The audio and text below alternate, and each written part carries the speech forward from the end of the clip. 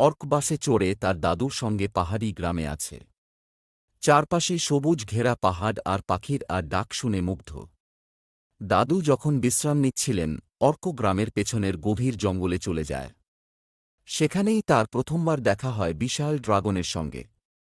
ড্রাগনটি ভয়ঙ্কর নয়, বরং একাকী আর দুঃখী।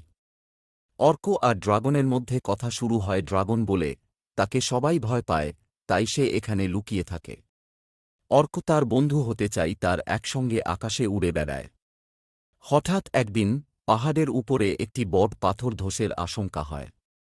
এটি গ্রামের ওপর পড়ে গেলে সবাই বিপদে পড়বে। গ্রামের মানুষ ভয় পায়।